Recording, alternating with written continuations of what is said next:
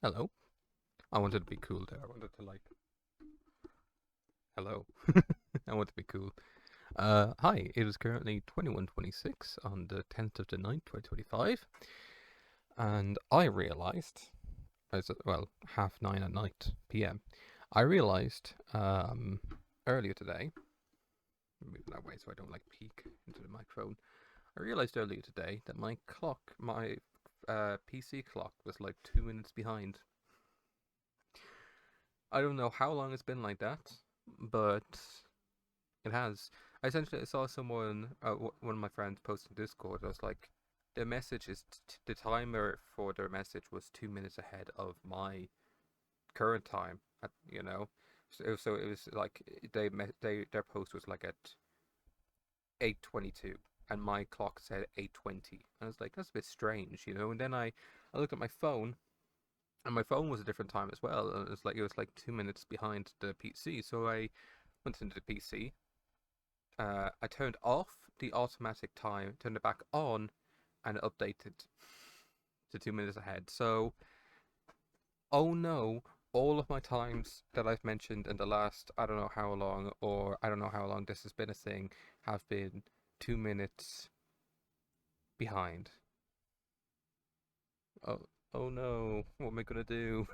It doesn't really matter. It's 2 minutes. Um, but I hope everyone's been doing well. Today was sort of a strange day. I had to go to doctor just for a checkup. I had to go to clinic. That was okay. It was at like 12 today, and I got in there, and there was like, I think I counted like, I think I initially counted like 14, 15 people sat down in the clinic, and 5 or 6 more patients walking around. So there was like at least 20 people in there. I lost count at some stage, but I think it was at least 20. And I was in there for 20 minutes before I got seen. And I was like, okay, this is a bit strange. There's like a lot of people, but sure, you know what? It's okay. I guess it's just a busy day. That happens. Normally, there's only like one or two people, if even. So, fair enough. Um, but that was okay. That was, whatever. Got in, got talking to the doctor, and essentially every 2 months, 2 or 3 6 months, I don't know. Every few months they change the doctor, right? Fair enough, you can't have. It's sort of shitty that you can't have just the one doctor around the entire time because you get to know that doctor, you get to talk with them, but it's just a check-in, to see how things are going, like how my medicine is going. But this doctor was unenthusiastic, no emotion. Like normally, I try to smile. I try to, tell a joke, or I'll try to be like, oh yeah, this is this, or I'll do it in a lighter tone. But no, she was just monotone. There was no intonation. There was no like, and how are you doing? It's just, are there any side effects to the medicine you currently have? And I tried to explain, like, I've been, I've been trying to get treated for hemorrhoids, and so it's difficult to tell what's an effect of the hemorrhoids and what's an effect of the medicine. Because normally they'll say like, oh, if you have like cravings, for example, cravings or nothing, like if you're just eating nothing at all, they'd be like, okay, well maybe that's something to look into. But I said, I've been trying to eat regularly. I've been trying to, have breakfast, lunch, and dinner as much as I can. Definitely breakfast I've been very good with. Um, but no, lunch, most of the time I would, and dinner as well. If we have dinner early, I had dinner not too long ago. Um, but yeah, it's like, I was still trying to explain that. Oh yeah, it's difficult to have like the sort of ex explained. The sort of like, okay, well, this is just, I don't know if it's the hemorrhoids or if it's the medicine. The antidepressants and the anti-panic. I don't know. And I was trying to explain as much as possible, and she was like, okay. What do you mean just okay? And she was asking, how long have you been treated? Have you had the surgery for hemorrhoids? I said, oh no, I haven't had the surgery yet. I'm just trying to get consistent bowel movement now. And she's like, okay, do you know when you're going to do surgery? I was like, nope, no idea. We're not that far yet. And she was just like, okay. There was no, like, I don't know. I felt like I was talking to a robot. It felt like there's no emotion. And, okay, slight, like, not TMI, just what they sort of do in, this is the sort of thing for mental health, right? So, trigger warning for, like, talking about sensitive topics. So, when you go into a place like that, and something I learned years ago, when you are talking with someone who's potentially suicidal or has dark thoughts, you lay it out straight. You don't dance around. You don't say, "Oh, how's your moves?" and what are you thinking of? And no, you literally say to them, if you think someone's suicidal, you say to them, "Are you feeling suicidal? Are you having thoughts of harming yourself or another person? Are you, you ask other questions as well, like, are you hearing other voices in your head? Are you hearing people talk to you when there are not other people there? You ask these sort of psychological questions, right? Because you want to rule out everything as much as possible.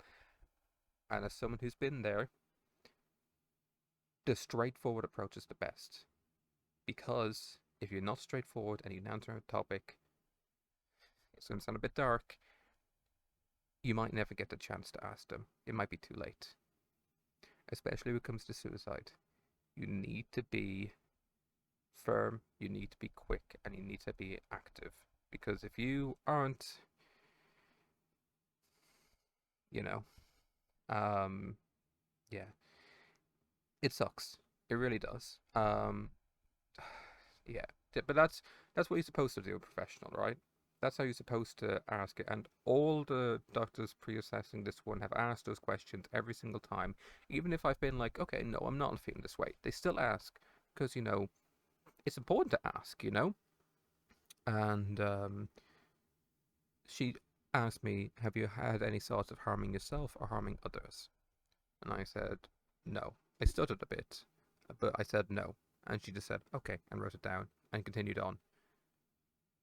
That's, I cannot, like, I'm about to crash out. I'm about to, like, the level of just nonchalantness there, the level of just, like, ticking the boxes was just, like, I couldn't comprehend it. She only asked that one question. She didn't ask, are you feeling suicidal? She didn't ask, anything else like that. And the thing is, right? I'm not sure I said this before. So this entire video is being gonna cover a bit of like those topics, right? The dark topics, suicide. But I think it's important to talk about this because I'm a massive mental health advocate, and I think it's important to talk about these things and be clear with them, because otherwise you lose friends. And I'm saying that as someone who has lost friends. Um, it sucks. It fucking sucks. There's no nice way. And legitimately, if you're thinking of like doing anything like that, get help. Legitimately, get help. It will suck. It will.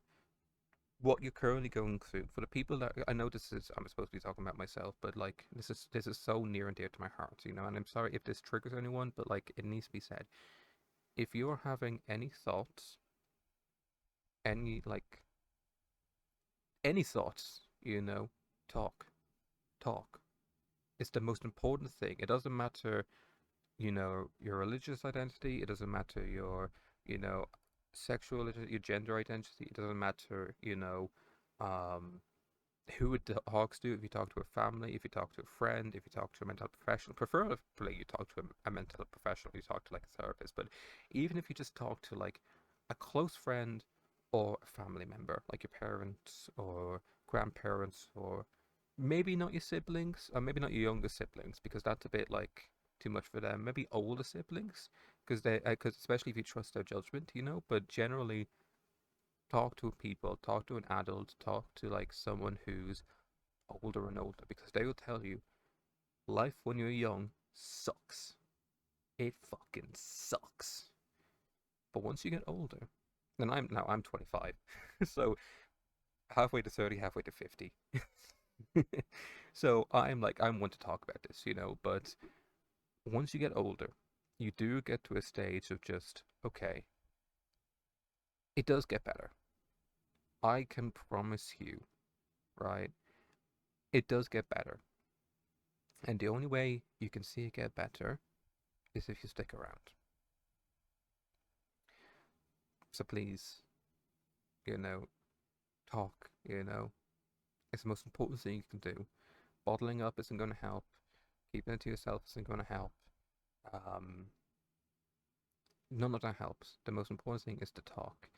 Even if it's just like, at the bare minimum, write it down. Okay? Write it down and give the note to someone and say, this is serious. Even if it's difficult to talk vocally, even if you can vocalize it, writing it down and giving it to someone is infinitely better than just bottling it up. Um, and that's sort of what I did a couple of days ago, right? Um, a couple days ago, was I had terrible dreams. I was asleep and I had like three subsequent dreams. Like I didn't wake up in between them, and they were all suicide related, and it sucked. Yeah, I woke up and I was like, Jesus Christ, what do I do? I called my mom and like I wrote down what the dreams were on my phone and the notes, and I showed them to my mom. I was like, look, I just had this. This what just happened, because I was like shocked. I was like, I couldn't verbalize it, but it was important. I still got it out. Um, that was just crucial. That was the most important thing, is getting out there. Um, you do expose yourself. You do expose vulnerabilities, but that's necessary. You know. Sorry, I'm getting a bit like I get so passionate about mental health. So let me do this quick mental reset. Okay, so to summarize, talk. That's the best thing you can do. Just talk. You know. Yeah. So anyway, I was in with the professional, and I felt like I couldn't talk. I felt like I couldn't say much, which sort of sucked. But the sad thing is, I know that I maybe have her for one more session, and then um, after that, I might not have her again. I don't even know if I'll have her the next time. I think I just had a glass crack. But yeah, I don't know. That's a sad thing. But hopefully the next one is better. You know, which sucks to say, but what can you do? Regardless, had that. I went and then went to the shop, and I got like Club Orange. I got, was it Club Orange or Fanta? Club Orange. And I also got like a bunch of Pepsis for my three siblings. Now, funnily enough, I think only one of them will actually has drank it. The others two are very like particular about it. So I think Dad might have one. But that'd be nice anyway. Regardless, I got home. I crashed out completely. I like got into bed and I was I completely out. Um, like I still think I needed to pee, but I just fell asleep, and then I woke up like, right, I'm gonna go pee. Came back immediately into bed, just completely just out of it. Um, what else? Yeah, I did that. The toilet as well has been a bit tricky. The Laxado I think is a bit stronger than the Movical. Now, it might also be because I've been trying three of them. But I had three of them yesterday, and today I basically had to runs. So I'm gonna try two again to see how that feels, because right now three is too much. Can I show Lucy? Hey, Lucy. Got some clothes. Oh, there she is. Hi. Oh, she's 9 years old. She kind of looks like she has like sort of sugary face, don't you? Oh, right. I'll leave it there. So this was a very loaded, um, very loaded vlog. And I apologize. I'm gonna put like a trigger warning in the description. But no, genuinely, thank you all so much for watching. This is like, I know the last few vlogs have been very like short, so I wanted to sort of do a longer vlog. I didn't expect the topics today to be what they were, but yeah, it's important to talk about this sort of stuff. It's difficult to talk about, but it's so important. So yeah, leave it there. Try upload this as soon as I can, and I'll say thank you so much for watching. It means the world. It keeps me going. Yeah. Thank you all so much. I'll see you tomorrow.